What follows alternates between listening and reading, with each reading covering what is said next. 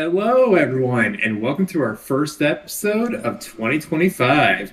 I'm Austin. I'm Krais. And I'm Jyck, who's sick, so I sound weird. Apologies. And another quick little couple disclaimers before we get started for the new year.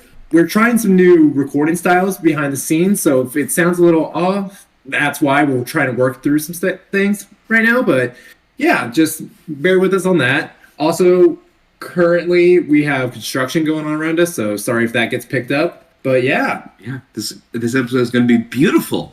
yeah, especially since we don't know what we're doing Yep. yet. We have not figured what we didn't spin the wheel last time, so we'll see how it goes. We haven't spun the wheel for a whole year. That's not we haven't spun the wheel this year. Anyways, let's spin the wheel. All right, it's 3, 2, oh, whatever. Let's see what we're doing. Yep.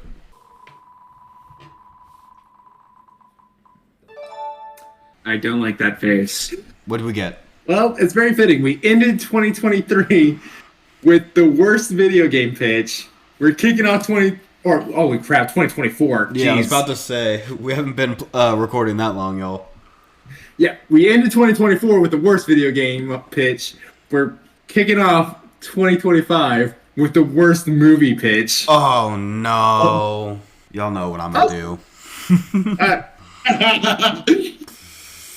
I need some ideas, but I should be fine.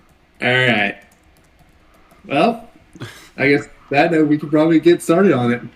All right, Anyone have anything they want to say before we get started? Krais, nothing about bananas.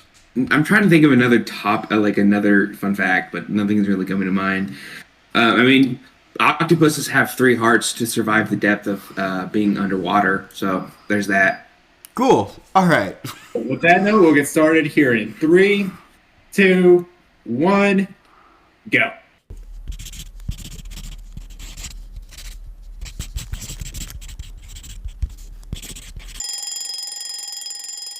And time. Oh, I finished it with 5 seconds left. it could be better, but that's not the point. See, I'm a little disappointed in mine. I could have made it a lot worse. Like, a lot worse. There's. Pretty bad with the title. Oh, you're going to hate my title. I finished it, but there's so many spelling errors because I just had to keep going and keep going. I have no details at the end, but I think that's fine. I have what happens. Yep. So, is anyone dying to go first? I think you are. Honestly, I wouldn't mind. But with that note, shall we find out who's going first? Yeah. Just bring it to us.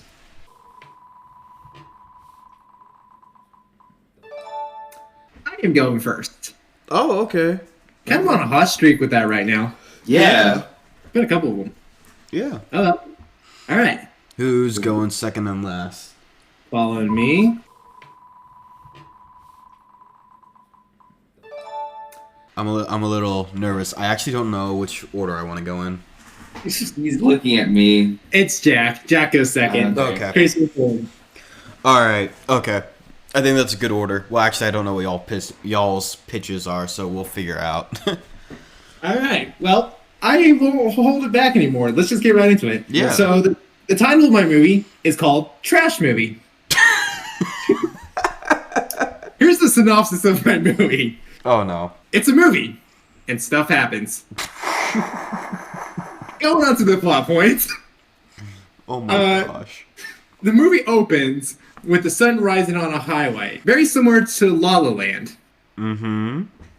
We then get the start of what seems to be a grand musical number with a woman in a yellow dress who resembles a uncanny resemblance to Emma Stone, like in La La Land. Yeah. She steps out of her car, begins to sing, and then immediately gets hit by a semi-truck. Yeah, I figure.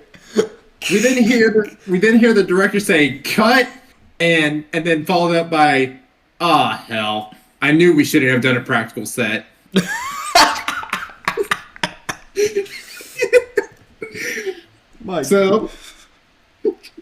Yeah, right after that, the director goes to a coffee shop where he orders a large product-placed drink. It could be Starbucks, Dunkin' Donuts, whichever company wants to give us a bunch of money. Yeah. He then steps out of the shop to see a cat staring at him. He then immediately punts the cat, and then we see the cat go flying out into the distance. This is giving me a really funny face. And then we see the cat hit the side of a bridge, bounce off the bridge, go flying up towards a skyscraper that has an American flag hanging out on the building. The cat goes into the American flag, gets wrapped up, swings around it, and then gets slingshot up into an airplane.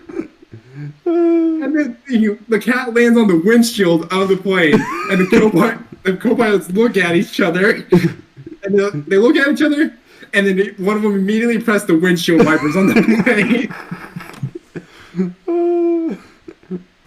Gets slowly peeled off and set down, and then the pilots look at each other and they say, "Cats," and they start pulling up pictures of their dogs. We then proceed to go back to the cat. Can't even my page. The cat. This is what you wrote for 30 minutes? Hold on, there's more. The cat slowly starts to fall off as we're following it. The cat gets struck by lightning. Of course. Oh, and side note, it's a clear sunny day, so there was no clear indication.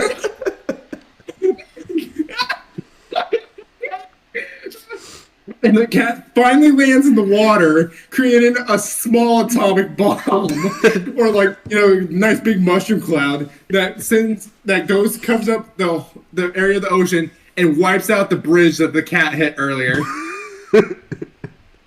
Okay, going on from there, the director then meets up with an actress, and in the span of 5 minutes, they go through the whole enemies to lovers trope. Mm-hmm. That is incredibly uncomfortable to watch. Yep. I was thinking maybe like a 10-minute sex scene? Oh my god. So a 5-minute scene from going from enemies to lovers to a 10-minute scene of a sex scene. Yeah, basically. Okay, just wanted to. Yo, we're like 20 minutes into this romance. Yeah. From there, then the drowned victims of the bridge incident come back to life as water zombies, and then they start to attack people. Okay. People begin to ask, how did this happen? Like, the cast and crew of whatever movie the director's working on happens, and they're asking, how does this happen? When a TV just randomly turns on, there wasn't a TV there earlier, it just showed up, and it's on now. It turns to the broadcast of the news saying, a zombie outbreak has started because a mysterious man kicked a cat onto a plane. And then the director then says, that could have been anyone. The news then says, this just in, we have identified the man as the director. Everyone in the room then looks at him disapprovingly. I hope so. When asked why he did it, he responds with, it was a cat. And everyone's like, oh yeah, that checks out, that's fair.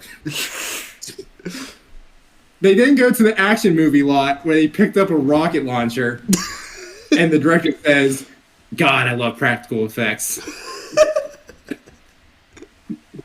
Then there's this huge standoff between the cast and crew and the zombies. Mm-hmm. And then it looks like an epic battle's about to begin when the director fires the rocket launcher, and the warhead just goes swimming around everywhere, missing every target, bouncing off a couple buildings, and flies up to the sky to hit the plane that the cat hit earlier. The plane then proceeds to crash down right on top of all the zombies in the city. But all the zombies are in that one little portion where they're having standoff. Yep. The movie then ends with the director saying, we have our happy ending, and if we're together, nothing can stop us. We then see the cat from earlier wash up on shore. I think he'd be dead. You mean the corpse that was the cat washes up on shore. Slowly begin to stand, and a fast camera zoom pan onto the cat's face where it says, meow, meow, meow, meow, meow, meow, meow, meow, meow, which translates to, I will find you, director, and I will end you. And that will be in subtitles. Movie ends. Krais, you want to go first? Jack, do you want to go first? I'll go first. First off, I think it's clear that Austin is a dog person. What? No, I love cats. Yeah, sure. I wrote the whole story about a cat. The story makes you think I hate cats. Yeah. I goodness. In all fairness, I do love cats. I will say that. I just want to play with the cat trope. I'll say that. Yeah. It's very similar to the feedback for the video game pitch. Worst video game pitch, because there's not really much to say. I'd say I have one question. Is the cat a water zombie, or is it just the cat? Well, no, it's perfectly fine. It might be a little, frizzled, maybe a little charred from the lightning, but it's perfectly fine. It still looks pretty close to normal. I think that's it's just pissed. Way better than the water zombie. Yeah. Yeah. What is the runtime you expect to be in this? Oh, I was thinking maybe 85 minutes, really enough time to stretch out all the backstory, go deep into this world, provide all the character backstories, all the good stuff. Yep. Because, I mean... It's plenty of time. Yep. Because after you said, the 10-minute sex scene, I was like, we're 20 minutes into this movie. You're right. Okay, I really did like the director's, quips, I love practical effects. It was I knew we shouldn't have done a practical, set or stuff like that. And I especially love the La La Land reference. I'm just trying not to die laughing over here because, sick. I might need my inhaler again. Nice. Okay. I have one complaint, and it felt more like a lucid dream than an actual movie. I'm not gonna lie. Honestly, though, have you seen some trash movies? The basic concept for this is it's a really shitty movie, but it might end up just being so funny. It's so bad it's funny to watch. What? And I think that makes up for it because the entire time we're what's the fucking plot? I know this is a shitty movie, but what is happening? Yes. And yes. What is happening? And for that, yes. I do enjoy it, but I don't know. A lot of the time I was thinking what?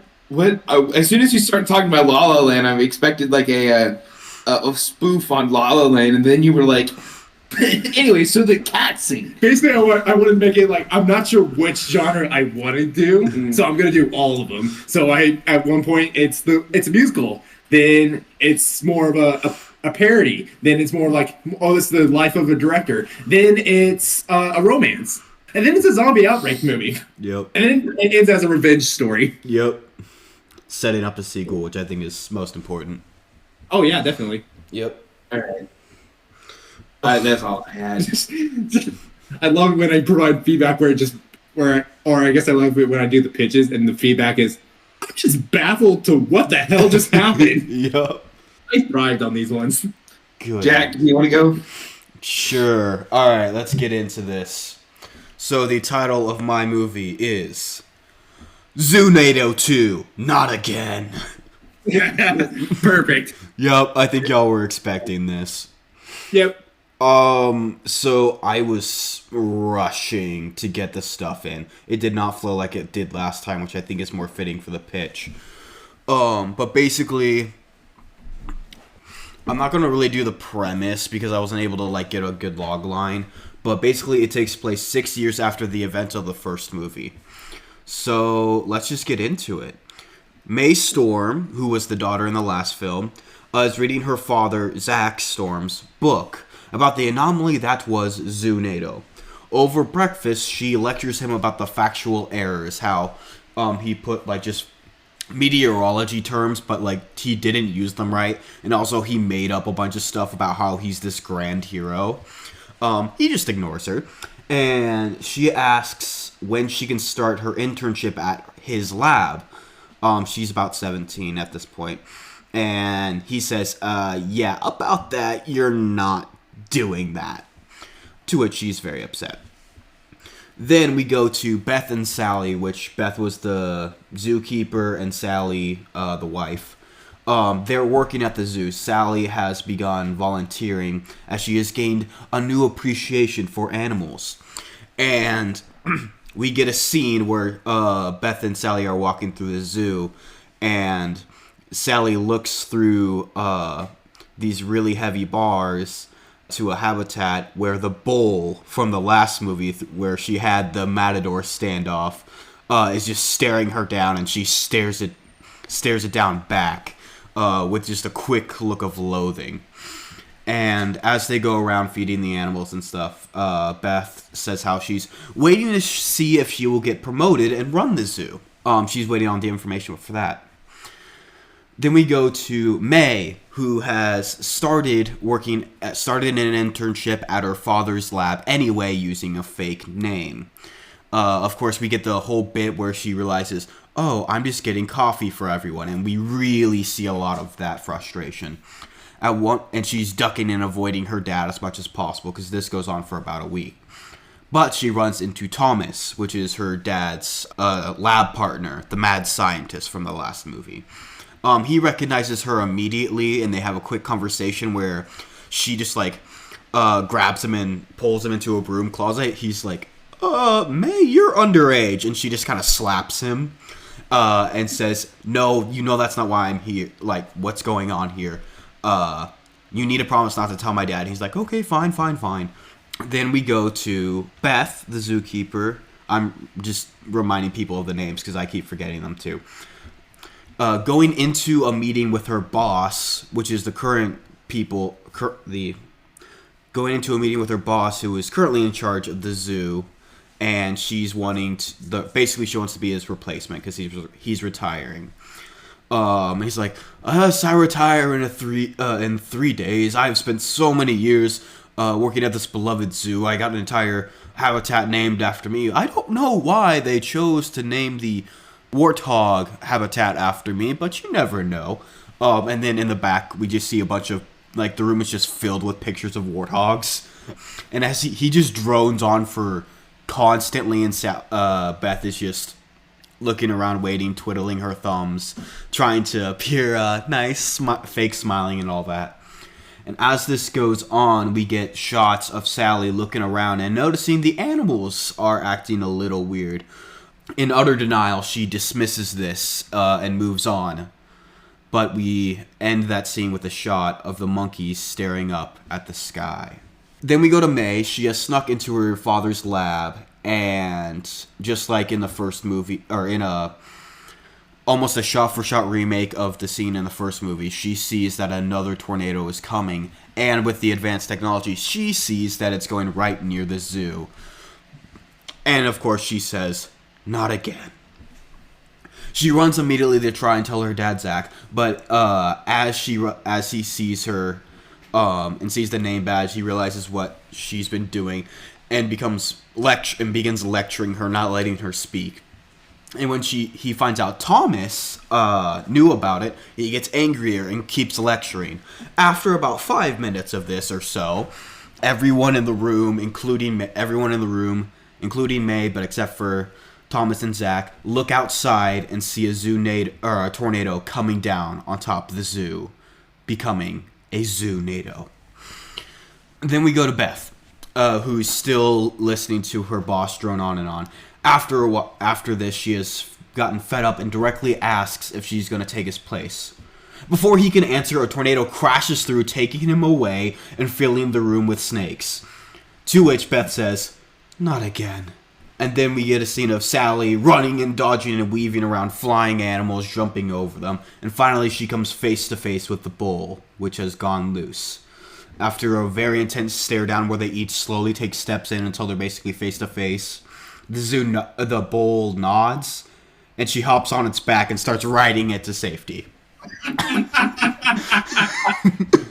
Then we go to Zach and Thomas, who are loading up Thomas's storm chasing car, which has become somehow even more gaudy. As this happens, May insists on coming along. Zach just keeps telling her no. And Zach and Thomas drive off after them checking to make sure they actually do have the tornado nullifier, as I'll refer to it. They check for it 4 times just to make sure that they have it. They begin to go, they look back, are like, is it there? Yep, okay. Alright, let's go. Are you sure it's there? Yes, etc. And after they drive off, May just left behind again. And then she just starts running after them on foot. And then we get a scene where Beth, she's trying to get underground from her boss's office. She slides down a giraffe's neck, swings from flying animals, grabbing like their feet or whatever, and is stepping on the backs of tigers, lions, etc. And just kind of like a major parkour scene. And she finally gets to where Sally is holed up safe underground. And then then we get to Zach and Thomas. They arrive at the zoo, and they're driving through, trying to avoid hitting the animals. After a bunch of close calls, this will go on for a couple minutes, they end up running over a flamingo, to which they keep driving it, but are dead silent with fear in their eyes. After a few awkward moments, Zach just goes, "Never speak of this again," and Thomas just nods vigorously. Sally and Beth are trying to get a hold of Zach through the phones to see if he has the device and is in fact trying to stop it. They can't get a hold of him. Then, Porky, the pig from the last movie, shows up, and they just kind of shrug and chill out and hang with the pig. Very reminiscent of what May did in the last film. Zach and Thomas are still trying to get to the center of the tornado, but it keeps moving around in a zigzag formation. Basically, as soon as they almost get to the center of it, it moves. They back up, pull around. At one point, we get like a 13-point turn as Beth and Sally start talking about the absurdity that is what's going on. Another Zoonado. Then we get a shot, or a scene, where May, who has now stolen a car, drives past a group of monkeys who are driving another car as they're heading towards a hospital. Monkeys start playing Mario Kart with each other. Oh, it's the monkeys. Yeah, so they look at each other, and after a moment, May just kind of waves at them, and they wave back, and they keep going. Zach and Thomas have finally got to the center of the tornado and activate the device, but it doesn't nullify the storm. It makes it into 3 different tornadoes. After they argue what the heck happened, Thomas admits that he made the device turn it into 3 tornadoes because they wanted to get more funding for their lab and sell more books. During this, the car is picked up and thrown into the cheetah habitat. After another very short chase, they're both stuck up on a tall tree, and Zach just goes, "Not again." May reaches the zoo finally, but the Zoonado has moved on.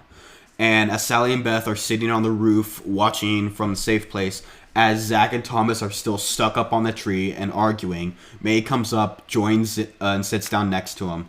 And Beth has brought out popcorn and they're all snacking on it. May goes, "Should we go and stop the Zoonados?"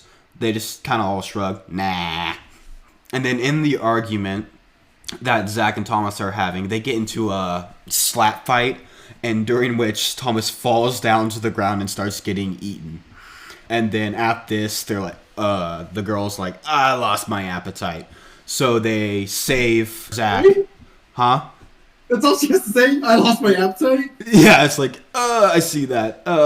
Lost my appetite for this popcorn. Might as well save Zach. So they get a ladder, which they had this entire time, and lower it over against the tree so he can... So Zach has a very daring, like, tightrope type thing, which it really is, like, 10 feet. And it's a very secure ladder, but he's being super dramatic about falling, and they look down, and there's the cheetahs just looking up at him. He's like, "I don't think I can make it." "Honey, come on. It's like 3 more steps." "I don't think I can get... Dad, come on. Let's just go." We get that sort of scene. And then the next shot, as soon as he's made it to safety, we get them riding animals to the lab. Zach on top of a cheetah, Sally on top of the bull, and May is on top of Porky. So after a very heartwarming reunion. On their way to the lab, they pass the same group of monkeys in the car, but they are clearly on laughing gas, and they are taking more as they go, and they're driving around crazily. The main characters all agree, a later problem. At the lab, they find a real nullifier. They again charge in on their animals, And then as they get closer, they start flying on them, and they nullify the tornado. And after a big celebration, they realize, oh wait, there's 2 more to go, and the device got destroyed. Back at the lab, May helps Zach make 2 more and saves the day. The end. Nice. I ran out of time for the last scene, so I barely got that last one out. Hey, you're all good. Yeah. All's good. All's good. Austin, do you want to go first? Yeah, honestly, I don't think it's that bad of a movie. It's like in that same vein that we had established for the first Zoonado, but it kind of just feels like it would be the sequel to it. Like, it feels worse than in the original. Mm-hmm. So you do get that credit. So it definitely is a worse movie. Yeah, I was having trouble. See, that's Making what it I was saying. When I was going through it, it was like, this doesn't sound like a bad movie, but it's also building off what Zoonado was. Yeah. Which is more like that sci-fi Sharknado kind of movie. Yeah. So I think inherently they're just naturally cheesy movies. So I think you did a good job for the pitch. I really don't have a whole lot for it. It's just like, this seems like a sequel to Zoonado. Just, it's not as good, but it still has all the callbacks and yeah. I really don't have a whole lot for this one. It's like, yeah, that's there. Yeah. I was trying to... I was basically wanting to do the plot and then going back and make it as bad as possible. I barely got the plot out, and I was like, well, shoot. Yeah.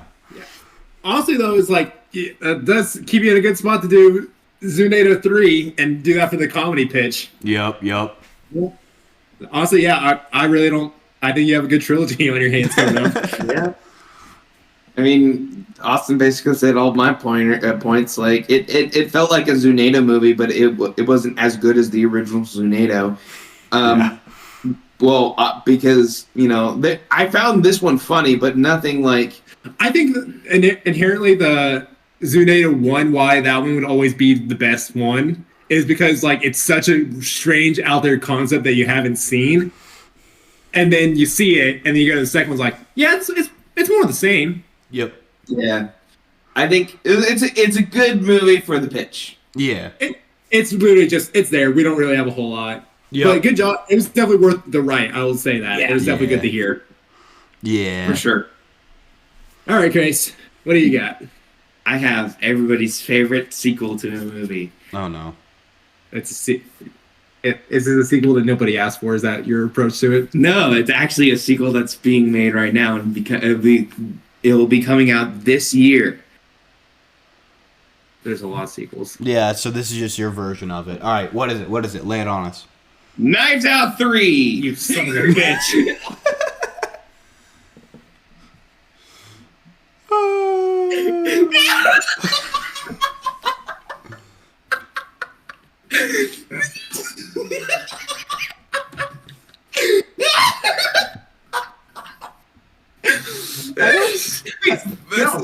Before I begin, I feel like you should tell the audience, just in case they don't know, Knives Out is a very interesting mystery movie that someone on the Three Not So Wise Men podcast really hates, particularly the second one.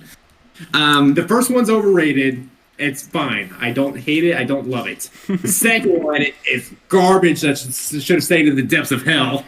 Okay, so this is the third one. I have different opinions than Austin on this, but you know what? Let's just keep going. Yes. But it's Knives Out 3, Wake Up Dead Man. Okay? Oh, no. I don't like that title. Well, that's the name of the actual third movie, so deal with it. Oh, great. Is it Bennett Blanc? Is that how you say his name? I think so. Okay. I think it's Bennett Benoit Blanc is at it again with a new mystery. This one in Russia. It's Benoit Blanc, I'm pretty sure. Just so you know. Yeah. I just call him Blanc from here on out. Yeah, cool. Blanc is enjoying some fresh tea when he gets a word from Anya Novikov. Okay. Oh no. Okay. Her brother has gone missing in a place called I want to say it's Delatov Pass it's like a mountain pass. And the reason why I picked this spot is because it was actually it was the incident of a unsolved crime scene in Russia during the 1950s, 1959 to be specific. Yeah, there were like 9 dudes here. They all went missing and they all died, and just a very mysterious place. But her brother went camping there with some friends, and he's gone missing now. So because her brother has gone missing, she is set to inherit her family fortune. So all eyes are like on her to inherit the money. So not only is Blanc solving the mystery of what happened to the brother in his group, but he's also going to try to figure out what happened to the original group. Her brother, Alexei, played by Ryan Gosling, he is presumed dead. Blanc finds that his lead takes him to a shop run by Boris, who is played by RDJ.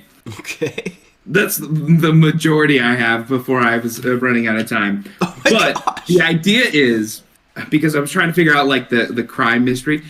Also, just a heads up, it is so hard to write a mystery pitch when we don't know we're writing a mystery pitch. I was sitting here thinking, how the fuck do I make this connection? But what I do have is the family of the Novikovs have been committing like tax fraud, where they kill one of the siblings to inherit the fortune because of the way that Vladimir, their grandfather, had their like contract signed up, which Vladimir is played by Keanu Reeves. But the reason why I have so many famous people in this It's not movie, that. I'll get to it in my feedback. Keep going. Fair enough. Just keep going. It's something different. Okay, I still want to explain it because in the first one, It's what they're known for. no, it's because the issue with the first one is since Chris Evans was the bad guy in the first one, and he was the only like famous actor, like the biggest actor in my opinion. I just added a shit ton of other bigger actors, so they wouldn't be that. They did that in the sequel. Fair, but it's a bad pitch. Yeah, but I don't have much else. It was mostly just a criminal fraud where the uncle, the father of Alexei and Anya, the girl who hired Blanc, their father and his brother were the first one to do this during the original incident. And now Alexei found the uncle who is played by RDJ, and is like, okay, so I guess I have to do this as well. And he does it so his sister doesn't have to, fake her death. Yeah, that's about it. Pretty shitty, I'm not gonna lie, but I was running out of time here. How long into the writing portion, did you come up with this idea? I came up with, as soon as the timer started, I started thinking about the worst movies of all time, and then we were talking about Glass Onion last night, and that popped in my head. So I basically wrote that. About 10 minutes of it were in research into the Delatov Pass. The next 10 minutes were spent on like why would Blanc be there, and then the last 10 minutes I spent trying to figure out how what is the crime. And I think that was the hardest part for me, because it was kind of hard to be like, what is the crime specifically, and how does it tie into like this pass? Jack, you want to go first? Yeah, honestly, I don't know what to say.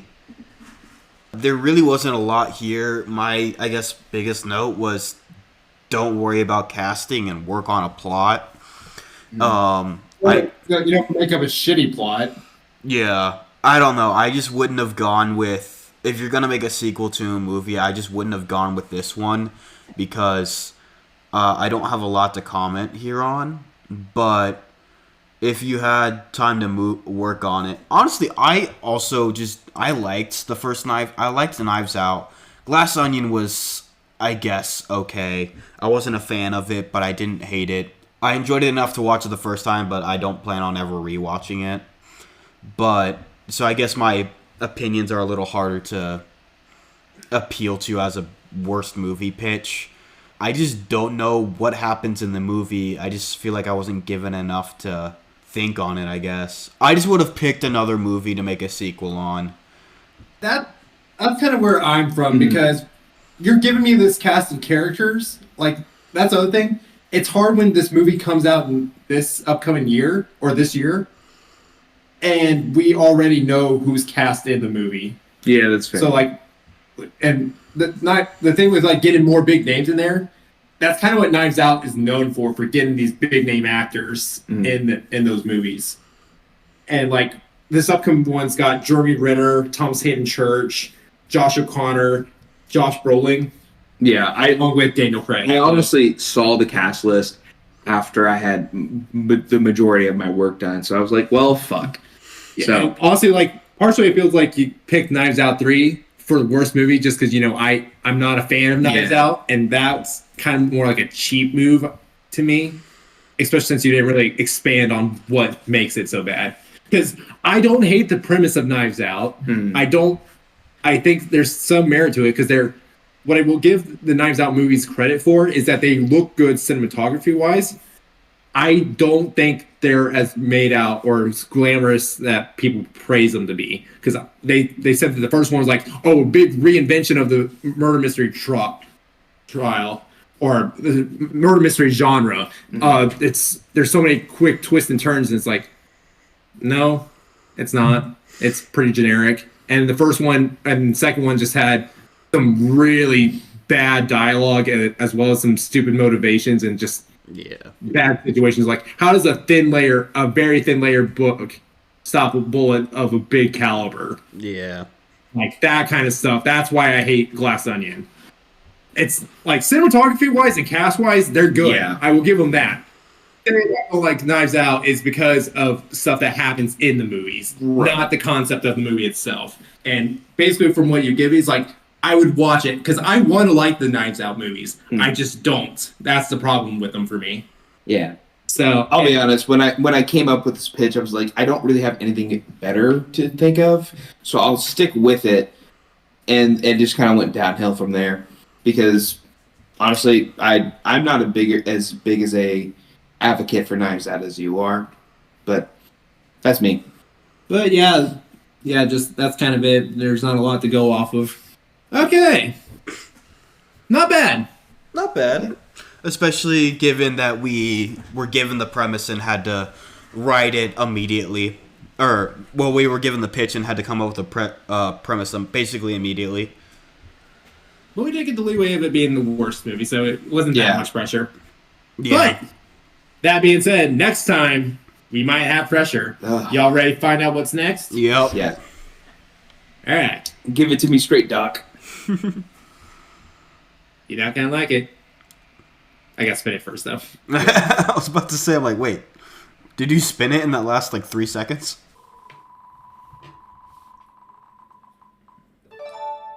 Pitch a video game adaptation as a movie or TV show. So basically, take The Last of Us video game that made it into the TV show, Sonic, Fallout, Assassin's Creed, Tomb Raider, that kind of stuff. Yeah. All right, I will make y'all a promise. I'm not choosing Pokemon this time. I don't know what I'll pick, but I'll grant you that I won't do Pokemon this time. All right, we'll hold you to that one. Yeah. Also, they've made a ton of adaptations for that already. True. That's fair. All right. No, that one should be interesting. Yeah. Yeah. Overall, not bad. Not bad. I'll be excited for it. Yeah. Thank you all so much for listening to this episode. We hope that you enjoyed it. Be sure to let us know who do you think had the worst movie pitch? Be sure to let us know in the comments and the polls. And be sure to check us out on Instagram and on our YouTube page. Yeah. Have a good one, y'all. I would say there's Zunado, but it's actually clear skies right now. Yeah. Is what? that a cat?